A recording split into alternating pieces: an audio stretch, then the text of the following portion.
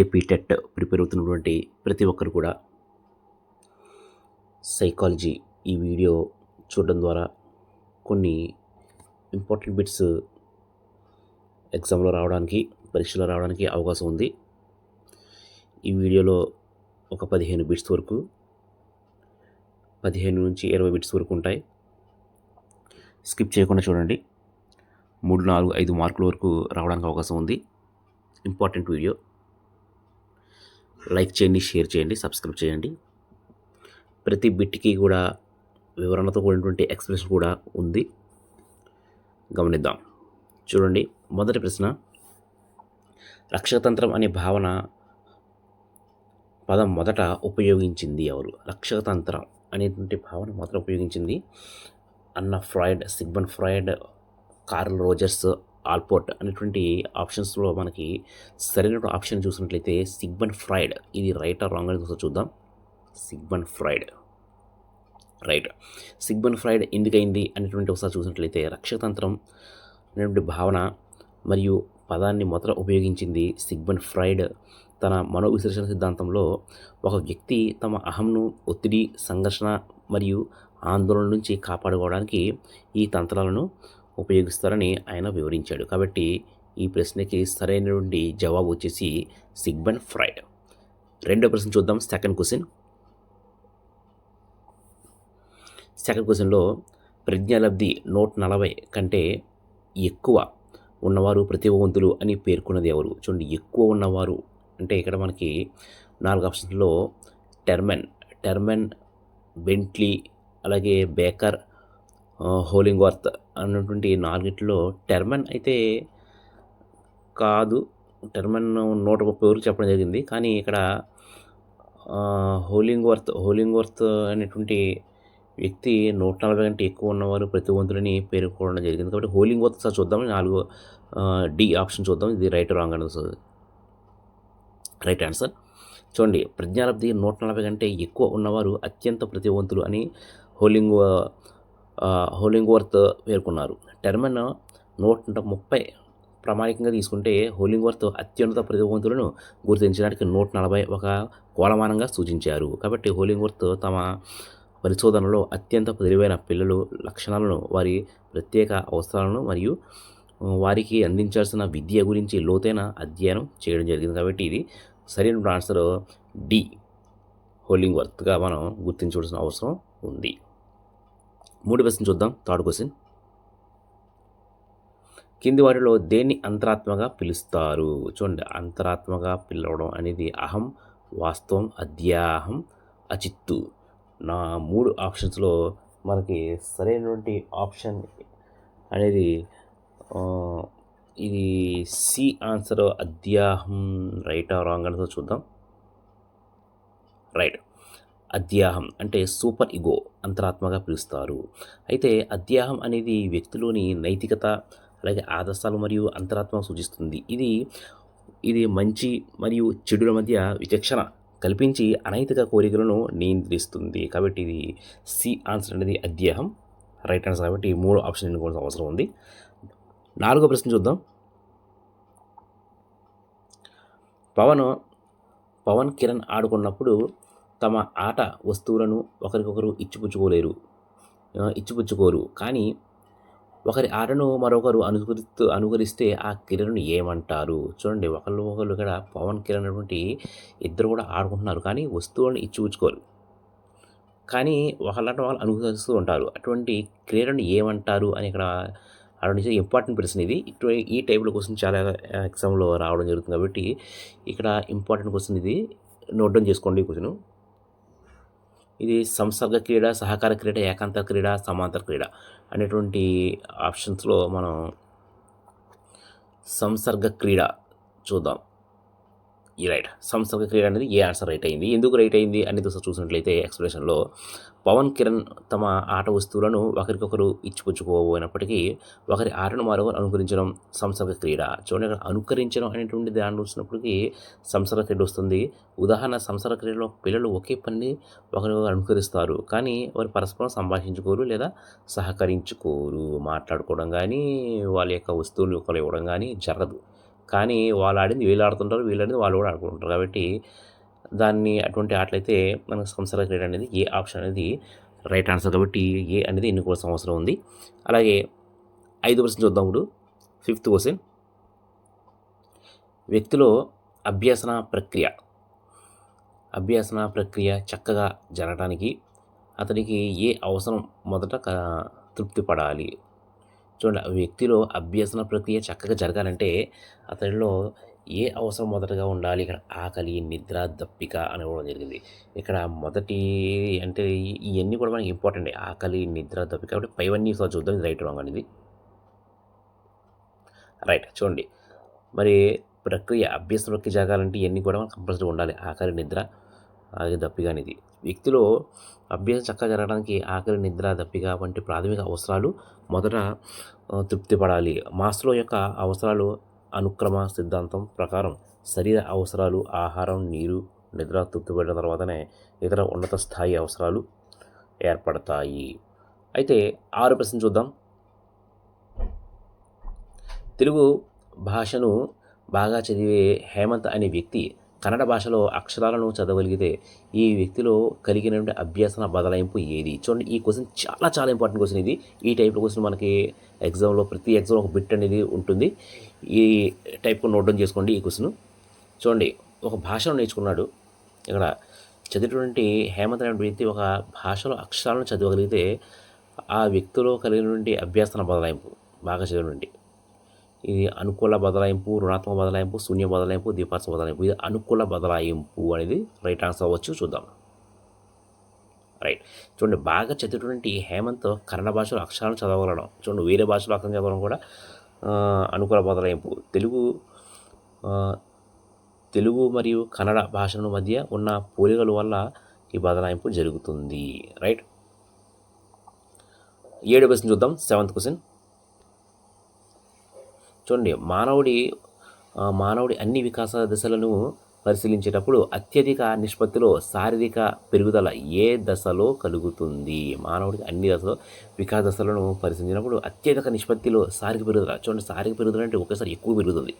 ఆ దశ ఏది అన్నట్టుగా పూర్వ బాల్య దశ, కౌమార దశ, వృద్ధాప్య దశ, శైశవ దశ అనేటువంటి ఏ ఆప్షన్ రైట్ అవ్వచ్చు? ఒకసారి మనం చూద్దాం ఏ ఆన్సర్ రైట్ ఆ రాంగ్ అనేది. Right answer. చూడండి, ఏ ఆన్సర్ అనేది ఎందుకు రైట్ అయిందంటే మానవుడి జీవితంలో అత్యధిక నిష్పత్తిలో శారీరక పెరుగుదల శైశవ దశలో కలుగుతుంది. ఈ దశలో శిశువు ఎత్తు, బరువు చాలా వేగంగా పెరుగుతాయి. ఉదాహరణకు ఒక శిశువు బరువు పుట్టిన మొదటి సంవత్సరంలో 3 రెట్లు పెరుగుతుంది. ఇది ఇతర దశల్లో పోలిస్తే చాలా ఎక్కువ. కాబట్టి శైశవ దశ అనేది రైట్ ఆన్సర్గా మనం ఎన్నుకోవాల్సిన అవసరం ఉంది. తర్వాత 8th క్వశ్చన్ చూద్దాం. 8వ క్వశ్చన్.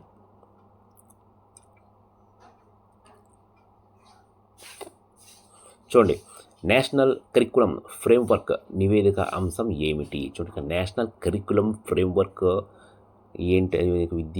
నివేదిక అంశం ఏంటంటే ఇక్కడ ఇందులోని విద్యా హక్కు, లెర్నింగ్ వితౌట్ బర్డెన్, అలాగే నిరంతర మూల్యాంకనం, అభ్యసన పద్ధతి.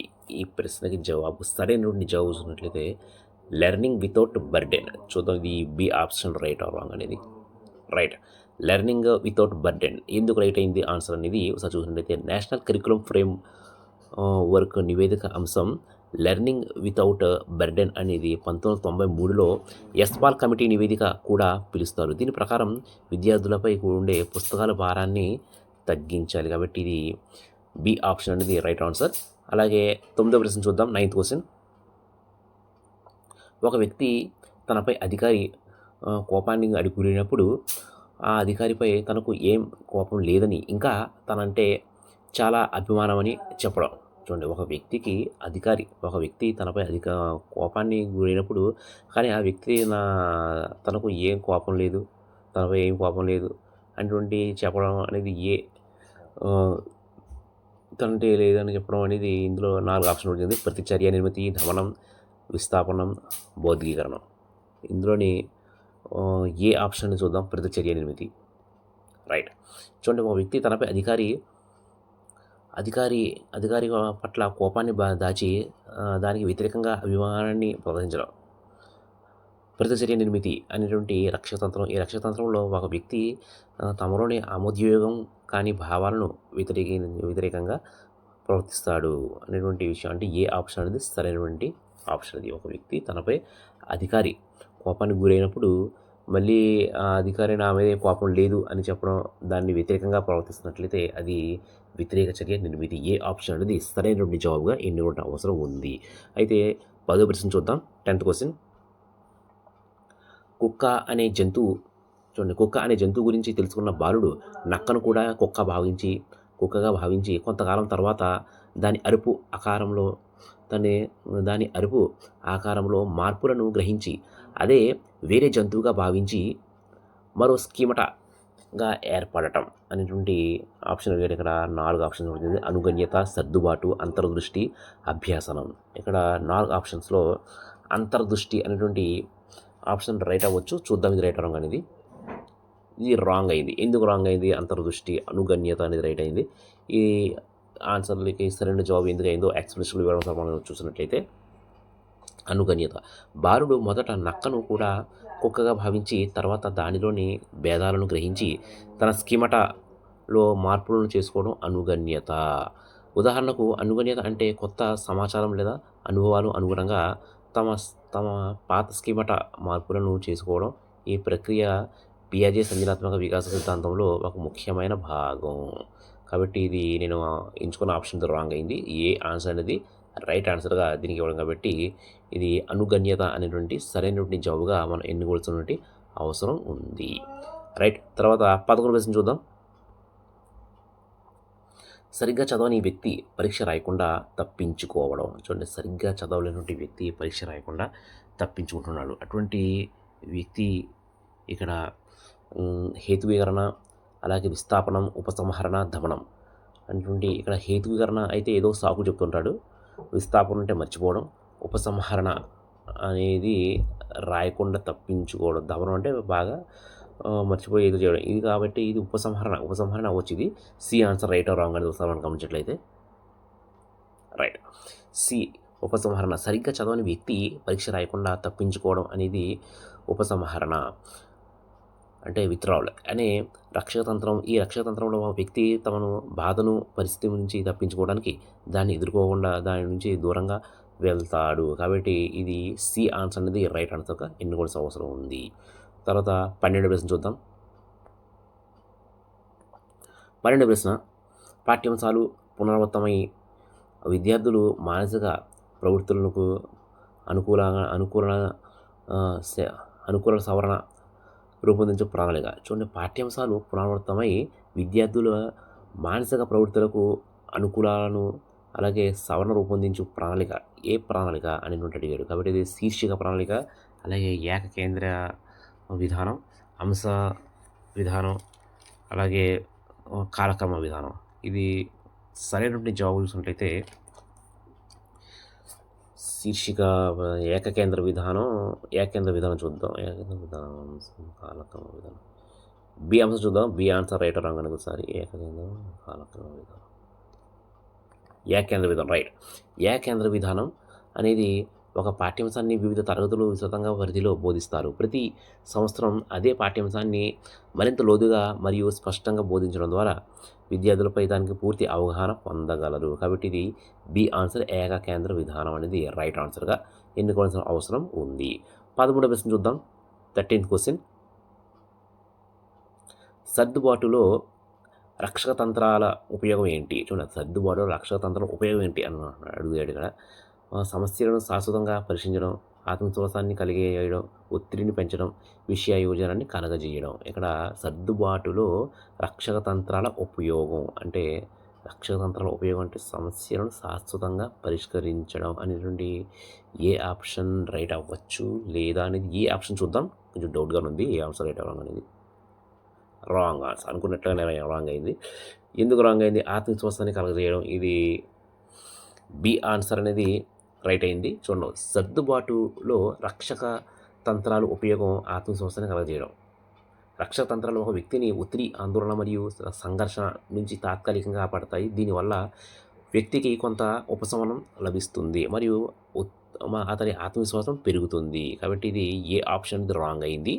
ఎందుకంటే ఇది శాశ్వతంగా పరిశీలన అనేది రాంగ్. ఎందుకంటే వ్యక్తి శాశ్వతంగా దేన్ని కూడా పరిశీలించలేడు. కాబట్టి ఆత్మవిశ్వాసం ముందు మనం ఏమన్నా దాన్ని సంప్రదిస్తే ముందు మనకి ఒక సెల్ఫ్ కాన్ఫిడెన్స్ పెరుగుతుంది. ఆత్మవిశ్వాసం పెరుగుతుంది. అందువల్ల దీనికి సరైనటువంటి జవాబు సర్దుబాటు, రక్షతంత్రాల ఉపయోగం ఏంటంటే మనం కొంచెం ఆత్మవిశ్వాసం అనేది పెరుగుతుంది. సెల్ఫ్ కాన్ఫిడెన్స్ అనేది పెరుగుతుంది. కాబట్టి ఇది బి ఆన్సర్ అనేది రైట్ ఆన్సర్‌గా ఎన్నుకోవాల్సిన అవసరం ఉంది. అలాగే 14వ ప్రశ్న చూద్దాం. 14థ్ క్వెషన్. 2 చేతులతో బొమ్మను పట్టుకునే వ్యక్తి క్రమేపీ తన చేతి వేళ్ళతో బొమ్మను పట్టుకోవడాన్ని ఏ వికాసమ సూత్రంగా చెప్పవచ్చు?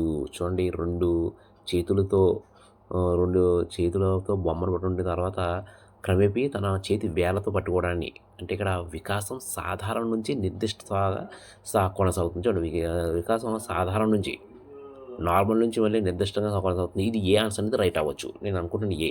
కానీ వికాసం పురోగతి కదవచ్చు, ఇది అవ్వదు. వికాసం అవిచ్ఛిన్నమైంది, ఇది కూడా అవ్వదు. వికాసం క్రమాగతమైంది, ఇది కూడా కాదు అనేది ఇక్కడ మనకి ఈ వికాసం సాధారణం నుంచి నిర్దిష్టం, ఇది ఏ ఆప్షన్ అనేది రైట్ అవ్వచ్చో చూద్దాం. ఎస్, రైట్ అయింది. ఎందుకు రైట్ అయింది అనేటువంటి ఒక విశ్లేషణ చూసినట్టయితే ఒక శిశువు మొదట 2 చేతులతో పట్టుకొని తర్వాత వేళ్ళతో పట్టుకోవడం వికాసం సాధారణం నుంచి నిర్దిష్టానికి కొనసాగుతుంది అనే సూత్రాన్ని సూచిస్తుంది. ఈ సూత్రం ప్రకారం శిశువు మొదట పెద్ద కండరాలను ఉపయోగించి సాధారణ రక్షణ చర్యలను చేసి తర్వాత చిన్న కండరాలను ఉపయోగించి నిర్దిష్టమైన సూక్ష్మమైన చర్యలను చేయడం నేర్చుకుంటాడు. కాబట్టి ఇది ఏ ఆప్షన్ అనేది రైట్ ఆన్సర్ అయింది. ఏ ఆప్షన్ ఎన్నుకోవాల్సిన అవసరం ఉంది. తర్వాత 15వ ప్రశ్న చూద్దాం. 15th question. నిజ జీవిత అంశం విద్యార్థి బోధనాభ్యాసన ప్రక్రియలో భాగస్వామి అయ్యే పద్ధతి. చూడండి, నిజ జీవిత అంశం విద్యార్థి బోధనాభ్యాసన ప్రక్రియలో భాగస్వామ్యటువంటి పద్ధతి అనేది ప్రాజెక్ట్ పద్ధతి చూద్దాం. ఇది ప్రాజెక్ట్ పద్ధతి, సమస్య పద్ధతి, ఉపన్యాస పద్ధతి, అన్వేషణ పద్ధతి. ప్రాజెక్ట్ పద్ధతి ఇది రైట్ అవ్వచ్చు. ఎస్, చూడండి ఇక్కడ నిజ జీవిత అంశం విద్యార్థి బోధనాభ్యాసన ప్రక్రియలో భాగస్వామ్య పద్ధతి అనేది ప్రాజెక్ట్ పద్ధతి. ఎందుకంటే విద్యార్థులు నిజ జీవిత సమస్యలను ప్రాజెక్టుగా తీయించుకొని వాటిని పరిష్కరించే క్రమంలో అభ్యాసం చేస్తారు. ఇది ఆచరణాత్మకమైనది మరియు విద్యార్థులు నిమగ్నంగా చేస్తుంది. ఇతర పద్ధతులపై అన్వేషణ సమస్య పద్ధతులు సిద్ధాంతాలను అంశంగా పరిమితి కావచ్చు. కాబట్టి ఇది బి ఆన్సర్ అనేది సరైన జవాబుగా ఎన్నుకోవాల్సిన అవసరం ఉంది. తర్వాత 16వ ప్రశ్న చూద్దాం. పరిపక్వం చెందిన వ్యక్తి బాధ్యతారహితంగా వాహనం నడపడం. చూడండి, బాధ్యతారహితంగా వాహనం నడపడం అనేది దేనికి చెందింది అనేటువంటి పరిపక్వం చెందిన వ్యక్తి. ఇక్కడ ప్రతిగమనం, దమనం, ప్రక్షేపణం, హేతుకరణం. ఇక్కడ 4 ఆప్షన్లు ఇవ్వడం జరిగింది. 4 ఆప్షన్స్లో ఇది ప్రతిగమనం అనేటువంటి వ్యక్తి. ప్రతిగమనం అంటే పండిత పుత్ర పరమశుంఠ అనే దానికి కూడా ప్రతిగమనం వస్తుంది. ఇది కూడా అంటే తను సరైనటువంటి విధంగా వెళ్ళకపోవడం, వ్యతిరేకంగా వెళ్ళడం అంటే దానికి ఆపోజిట్గా మూవ్ అవ్వడం అనే దాంట్లో ప్రతిగమనం వస్తుంది. చూడండి, పరిపక్వత చెందినటువంటి వ్యక్తి బాధ్యతారహితంగా వాహనం నడపడం, ఇష్టానుసారంగా వాహనం నడపడం, ఇష్టానుసారంగా చదవకపోవడం అనేటువంటి ఆప్షన్లో ఇది ఏ అవ్వచ్చు. 100% ఏ అవ్వచ్చు. ఇది చూద్దాం ఏ రైట్ రాంగ్ అనేది.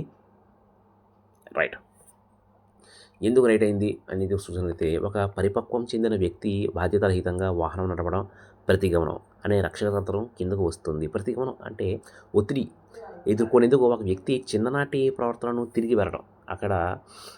ఇక్కడ బాధ్యతారహితంగా ప్రవర్తించడం అనేది పరిపక్వం చెందిన వ్యక్తికి తరగని ప్రవర్తన. కాబట్టి ఇది ఏ ఆన్సర్ అనేది రైట్ ఆన్సర్గా అయ్యింది. కాబట్టి తర్వాత 17వ ప్రశ్న చూద్దాం.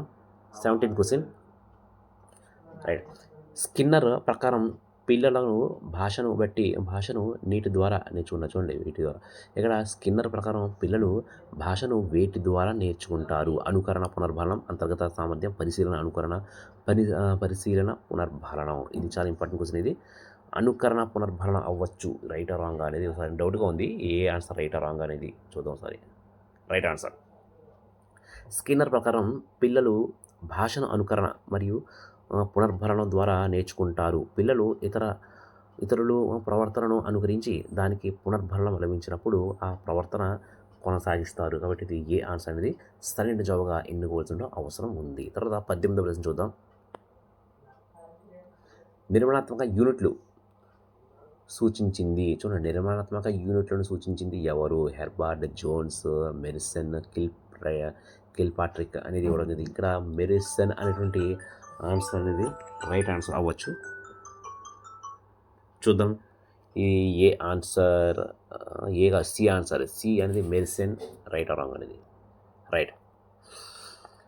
మెరిసన్ అనే విద్యావేత్త యూనిట్ ప్రణాళిక ఒక నిర్మాణాత్మక పద్ధతిలో రూపొందించారని సూచించారు. అతని యూనిట్ ప్రణాళిక పద్ధతిలో 5 సోపానాలు ఉంటాయి. కాబట్టి మెరిసన్ అనేటువంటి సి ఆన్సర్ రైట్ ఆన్సర్. 19వ ప్రశ్న. పాఠ్య ప్రణాళికలోని పూర్వజ్ఞానం పరిశీలించడం అనే సోపానం ఏ రకమైనటువంటి మూల్యాంకనం సంబంధించింది? చూడండి, పాఠ్య ప్రణాళికలో పూర్వజ్ఞానం పరిశీలించడం అనేది, ఇది పూర్వజ్ఞానం అంటే ఇది నిర్మాత మూల్యాంకనం వస్తుంది. పూర్వజ్ఞానం మనం పాఠం స్టార్ట్ చేసే ముందు ఉన్మీకరణ చేస్తాం. ఉన్మీకరణ చేసినప్పుడు మనం ఈ ఉన్మీకరణ అనేది నిర్మాణాత్మకమైన మూల్యాంకనం వెళ్తుంది. రైట్. అంటే ఇక్కడ పూర్వజ్ఞానాన్ని పరిశీలించాలి. ఒక ఏ విధంగా పాఠం పేరు చెప్తాడా లేదా అనేటువంటి దాంట్లో మనం పరిశీలించినట్లయితే ఇక్కడ నిర్మాణాత్మక మూల్యాంకనం అవుతుంది. ఇది రైట్ రాంగ్ అనేది ఒకసారి మనం చూద్దాం. D answer. Yes, D answer ఎందుకు రైట్ అయింది ఒకసారి మనం పరిశీలన చూసినట్లయితే చూడండి, పూర్వజ్ఞానం పరిశీలించడం రీక్యాప్ అనేది నిర్మాణాత్మక మూల్యాంకనం కిందకు వస్తుంది. దీని ద్వారా ఉపాధ్యాయుడు కొత్త అంశాలని బోధించడం ముందు విద్యార్థులకు ఆ అంశం పట్ల ఉన్న ప్రాథమిక అవగాహన వస్తారు. కాబట్టి ఇది మనం డి ఆన్సర్. అంటే పిల్లవాడికి పూర్వజ్ఞానం అనేది ఎంతవరకు ఉంది ఏంటి అని టెస్ట్ చేయడానికి మనం ఉన్మీకరణలో చేస్తాం. కాబట్టి ఉన్మీకరణ అనేది ఇది నిర్మాణాత్మక మూల్యాంకనం కిందకు వస్తుంది. కాబట్టి ఇది డి ఆన్సర్ అనేది సరైనటువంటి జవాబుగా ఎన్నుకోవడం అవసరం ఉంది. చివరి ప్రశ్న 20th క్వశ్చన్. చూడండి, వ్యక్తి వికాసంలో అనువంశికత పాత్ర గురించి చెప్పింది. వ్యక్తి వికాసంలో అనువంశిక పాత్ర గురించి చెప్పింది కిల్లాగో, న్యూమాన్, గాల్టన్, గోడార్డ్. ఇక్కడ గాల్టన్ కూడా అవ్వచ్చు, న్యూమాన్ కూడా అవ్వచ్చు. కానీ గాల్టన్ అయితే వికాసం గురించి ఎక్కువ చెప్పాడు. కానీ ఇక్కడ ఏమంటాడంటే వ్యక్తి వికాసంలో అనువంశిక పాత్ర అయ్యాడు. అనువంశిక పాత్ర అంటే ఇక్కడ కిల్లా కాదు, న్యూమాన్ అని రైట్ ఆన్సర్ అవ్వచ్చు. చూద్దాం రైట్ ఆర్ రాంగ్ అనేది. B answer Newman. Yes, Newman వ్యక్తి వికాసంలో అనువంశిక పాత్ర గురించి చెప్పిన శాస్త్రవేత్త న్యూమాన్. గోడార్డ్ కల్లికా కుటుంబంపై గాల్టన్ ప్రతిభావంతుల కుటుంబాలపై పరిశోధనలు చేసి అనువంశిక పాత్రను వివరించారు. కిల్లాగ్ దంపతులు తమ బిడ్డతో పాటు ఒక చింపాంజీని పెంచి అనువంశిక ప్రభావాన్ని పరిశీలించారు. కానీ న్యూమాన్ ఈ అంశంపై ప్రత్యక్షంగా పరిశోధనలు చేయలేదు. కాబట్టి ఇది న్యూమాన్ అనేటువంటి సరైన జవాబుగా ఎన్నుకోవడం జరిగింది. కాబట్టి బి ఆన్సర్ రైట్ ఆన్సర్. కాబట్టి ఇటువంటి అనేకమైనటువంటి బిట్స్ మీకు నోటిఫికేషన్గా రావాలంటే ముందు ఈ యొక్క ఛానల్ని సబ్స్క్రైబ్ చేయండి, లైక్ చేయండి. Thank you watching for video this.